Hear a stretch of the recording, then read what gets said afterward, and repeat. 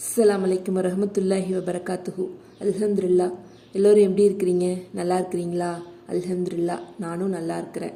Video போட்டு 1 week மேலே ஆயிடுச்சு. ரொம்ப சாரி. வீட்டில் எல்லோருக்கும் கொஞ்சம் ஹெல்த் இஷ்யூ, அதனால் கான்சன்ட்ரேஷன் பண்ணி வீடியோ என்னால் எடுக்க முடியல. இனிமேல் நம்ம சேனலில் கரெக்டாக வீடியோ வந்துடும். என்னோடய சேனலை இது வரைக்கும் சப்போர்ட் பண்ணி நான் போட்ட வீடியோவை கன்சிஸ்டன்சியாக பார்க்குறதுக்கு ரொம்ப தேங்க்ஸ். இன்னைக்கு நம்மளோட வீடியோவில் நாட்டங்கள் நிறைவேறுவதற்கான ஆயத்தை தான் நம்ம பார்க்க போகிறோம். அல்ஹம்துலில்லாஹ், அல்லாஹ் நமக்கு பலவிதமான ஆயத்துக்கள், துவாக்கள், அல்லாஹ்வுடைய திருநாமம், பலவிதமான சூறாக்கள் நமக்கு இறக்கியிருக்கிறான் அல்லாஹ். நம்ம அதை தெரிஞ்சுக்காம அதோடைய பலன்களை அறியாமல் இவ்வளோ நாட்கள் நம்ம வீணாக்கிட்டோம். எவ்வளவோ அல்லாஹ் கொடுத்துருக்குறான். ஒன்று இல்லைன்னா இன்னொன்று இல்லைன்னா இன்னொன்று அப்படின்ற மாதிரி அல்லாஹ் நமக்கு நிறைய விஷயங்களை கொடுத்துருக்குறான். இன்னைக்கு நம்ம பார்க்க போகிற ஆயத்தும் அப்படிதான். இது ஒரு சோதிக்கப்பட்ட ஒரு ஆயத்து. 12 நாள் நியத்து வச்சு நீங்கள் ஓதுனீங்க அப்படின்னா 12 நாள் முடியறதுக்குள்ளாரே உங்களுடைய துவா ஹபுலாக்கப்படும். அல்ஹம்துலில்லாஹ். அல்லாஹ் எவ்வளோ அழகாக சொல்லியிருக்கிறான் பாருங்க. நீங்கள் எந்த நோக்கத்துக்காக ஓடுறீங்களோ அந்த நோக்கம் நிறைவேற்றப்படும் அப்படின்னு அல்லாஹ் ரொம்ப ஸ்ட்ராங்காக சொல்லியிருக்கிறான். நம்ம மனசு தான் காரணம் எல்லாத்துக்குமே. நம்ம மனநிலையை ஒருநிலைப்படுத்தி, நான் ஒவ்வொரு வீடியோலையும் நான் சொல்கிறது ஒரே ஒரு விஷயந்தான். நம்ம ஓதும் போது, தொழுகும் போது நம்மளோட மனநிலையை ஒருநிலைப்படுத்தி தொழுகுங்க. நம்ம என்ன பண்ணுறோம், தொழுகிற நேரத்துக்கு பல சிந்தனைகளை நம்ம மைண்டில் வச்சுக்கிட்டு தொழுகிறோம். சில பேர் தொழுகும் போது ஃபோன் அடித்தா தொழுகையை கூட விட்டுட்டு போயிடுறாங்க. அந்த மாதிரி இல்லாமல் தொழுகணும்னு நியத்து வச்சு தொழுகும் போது எந்த தொந்தரவும் எனக்கு வரக்கூடாதுன்னு நியத்து வச்சு தொழுது ஓதுங்க. அல்லாஹ் கண்டிப்பாக உங்களோட துவாவை ஹபுலாக்குவான். நேரடியாக அல்லாஹ் கிட்ட பேசுங்க. உங்களோட ஃப்ரெண்டு மாதிரி நேரடியாக அல்லாஹ் எனக்கு குடுடா அல்லான்னு கேளுங்க. கண்டிப்பாக அல்லாஹ் உங்களுக்கு நீங்கள் கேட்குற துவாவை உடனே ஹபுலாக்குறேங்கிறான். நம்ம அதை செய்ய மாட்டுக்கிறோம். அதை நம்ம செய்யாததுனால தான் பல பிரச்சனைக்கு நம்ம ஆளாகிறோம். நம்ம அதை தெரிஞ்சுக்கிட்டு நம்ம கரெக்டாக செஞ்சோம் அப்படின்னா அல்லாஹ் நம்மளோட துவாவை ஹபுலாக்குறான். இந்த ஆயத்து எப்பேற்பட்ட ஆயத்து அப்படின்னா, நம்ம எந்த நாட்டத்தை கேட்டாலும், எந்த நோக்கத்தை கேட்டாலும் நம்மளால் நிறைவேற்றவே முடியாதுன்னு சில விஷயங்களை நம்ம தள்ளி போட்டு வச்சுருப்போம். இதெல்லாம் நமக்கு செட் ஆகாதுப்பா, இதை நம்ம செய்யறது வேஸ்ட்டு, நமக்கானது மட்டும்தான் நமக்கு கிடைக்கும் அப்படின்னு நம்ம நினச்சிக்கிட்டு இருப்போம். அப்படி கிடையவே கிடையாது.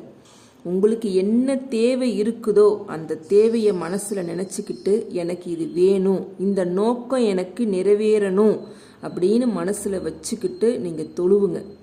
தொழுதுட்டு இந்த ஆயத்தை ஓதுங்க. 12 நாள் தொடர்ச்சியாக ஓதுங்க. 12 நாள் முடியறதுக்குள்ளாரையே நீங்கள் வச்ச நோக்கம் நிறைவேறிடும். நான் அடித்து சொல்கிறேன், கண்டிப்பாக நிறைவேறிடும். நீங்கள் ஓதுங்க.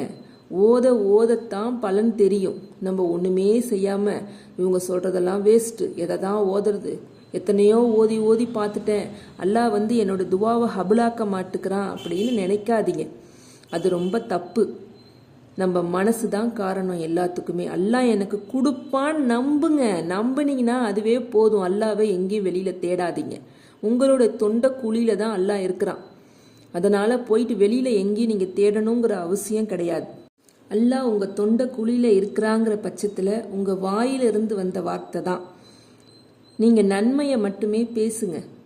எவ்வளவோ கஷ்டம் வந்தால் கூட அடுத்தவங்களை புறம் பேசுகிறத நிப்பாட்டிருங்க. நபிநாயகம் அதைத்தான் சொல்லியிருக்கிறாங்க. பெரிய அடக்கம் நம்மக்கிட்ட எது அப்படின்னா அது நாவடக்கம். அந்த நாவடக்கம் நமக்கு ரொம்ப ரொம்ப ரொம்ப முக்கியம். படிப்பிலையும் சரி ஓதலிலையும் சரி நம்ம முதல்ல தெரிஞ்சுக்க வேண்டியது நாவடக்கம்தான். அந்த நாவடக்கத்தை நம்ம கையாளணும். யாரையும் சட்டுன்னு ஒரு வார்த்தை தப்பாக பேசிடாதீங்க. அங்கே என்ன நடந்துச்சுன்றது நமக்கு தெரியாது. அப்போ நீங்கள் தப்பாக பேசுனீங்க அப்படின்னா என்ன நடக்கும்? அதுக்கான பாவத்தை நம்ம தான் சுமக்கணும் இல்லையா? அல்ஹம்துலில்லாஹ், அல்லாஹ் நமக்கு தேவை இல்லைன்னு சொல்லி ஒதுக்கி வச்சிருக்கிற விஷயத்தை அது ஒதுக்கின விஷயமாவே இருக்கட்டும்.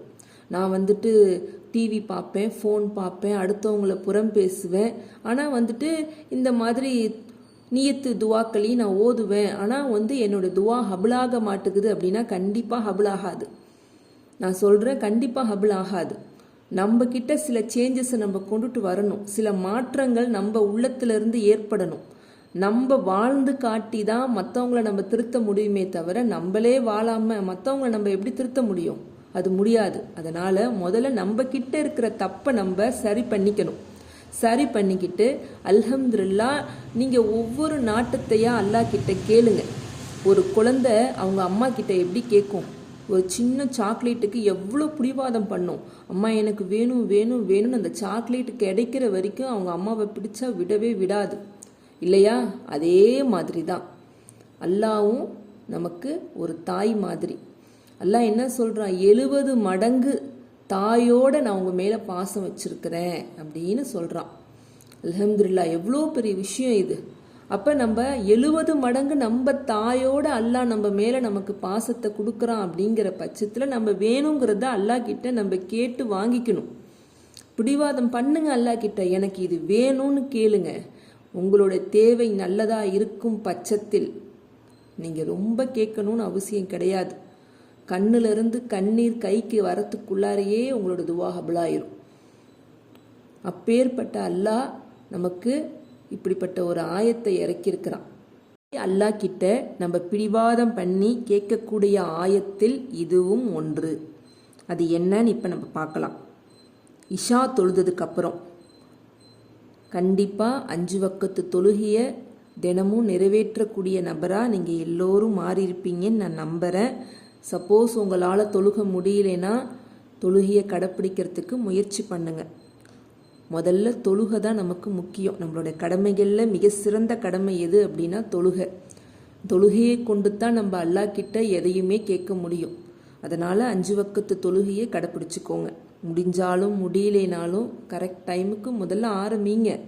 ஒரு நாளைக்கு 2 வக்கத்து தொழுவுங்க, அப்புறம் நாளைக்கு 3 4ன்னு அதுக்கப்புறம் 5 வக்கத்தை கடைப்பிடிச்சிக்கோங்க. அதே மாதிரி இஷா தொழுதுட்டு தான் இதை நம்ம ஓதணும். அது என்ன அப்படின்னா, யா பதீஹ் அல் அஜாயிபி ஃபில் ஹைரி யா பதீஹ்.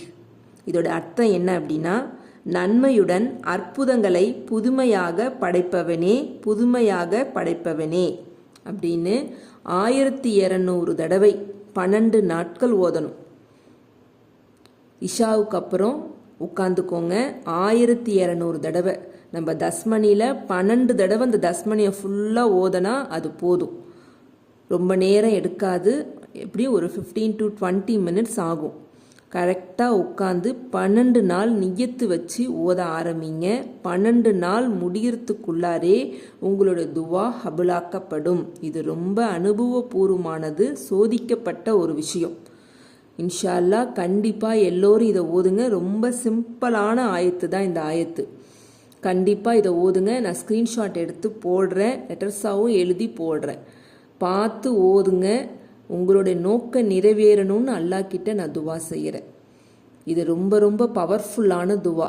யாரும் இதை விட்டுறாதீங்க. நான் சொன்னபடி பிடிவாதமாக கேளுங்க அல்லாஹ் கிட்ட. அல்லாஹ் என்னோட நோக்கம் நிறைவேறணும் அப்படின்னு அல்லாஹ்வை பிடிச்சு கேளுங்க. கண்டிப்பாக நின்று அல்லாஹ் பதில் சொல்லுவான். உங்களோட துவா கபூலாகணும்னு அல்லாஹ் கிட்ட நான் துவா செய்கிறேன். என்னோட துவா கபூலாகணும் அப்படின்னு நீங்களும் அல்லாஹ்ட்ட எனக்காக துவா செய்யுங்க. ஒவ்வொரு நாளும் என்னோட சப்ஸ்கிரைபர் கேட்குற ஒவ்வொரு துவாவையும் நீ கபூலாக்கி கொடுக்கணும்டா அல்லான்னு நானும் ஒவ்வொரு தொழுகையிலையும் வச்சுக்கிட்டு தான் இருக்கிறேன். கண்டிப்பாக உங்களோட துவா ஒன்று ஒன்றா கபூலாகும். நீங்களும் என்னோட துவா கபூலாகணும்னு அல்லாஹ் கிட்ட துவா செய்யுங்க. அஸ்ஸலாமு அலைக்கும் வரஹ்மத்துல்லாஹி வபரகாத்துஹு.